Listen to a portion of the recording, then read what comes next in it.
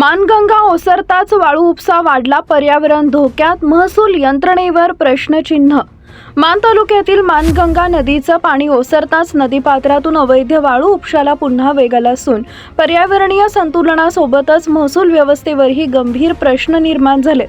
रात्रीच्या वेळी ट्रॅक्टर ट्रॉलीच्या माध्यमातून मोठ्या प्रमाणात वाळूची वाहतूक होत असल्याची माहिती स्थानिकांकडून समोर येते। गेल्या 2 वर्षापासून अधिकृत टेंडर प्रक्रिया न झाल्याची चर्चा असताना पळशी, वाकी, मसवाड, राऊतवाडी, शेंबडेवस्ती या परिसरातून वाळूचा उपसा सुरू असल्याचं सांगितलं जातंय। यामुळे शासनाच्या महसुलात मोठा तोटा होत असून नियमबाह्य उत्खननामुळे नदीपात्रात खोल खड्डे निर्माण झाले। पर्यावरणाच्या दृष्टीने पाहता अनियंत्रित वाळू उपसा हा नदीच्या नैसर्गिक प्रवाहाला बाधा निर्माण करतो।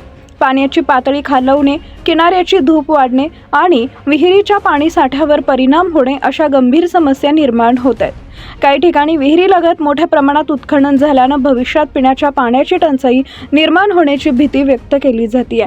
महसूल विभागाच्या भूमिकेबाबत नागरिकांमध्ये नाराजी व्यक्त होत असून परवानगी नसताना वाळू वाहतूक कशी होते असा सवाल उपस्थित केला जातोय।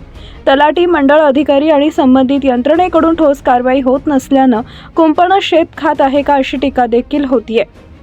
स्थानिक नागरिकांनी प्रशासनानं तातडीनं संयुक्त मोहीम राबवून वाळू माफियांवर गुन्हे दाखल करावेत, अवैध वाहतूक थांबवावी आणि पर्यावरण संरक्षणासाठी कठोर उपाययोजना कराव्यात अशी मागणी केली आहे।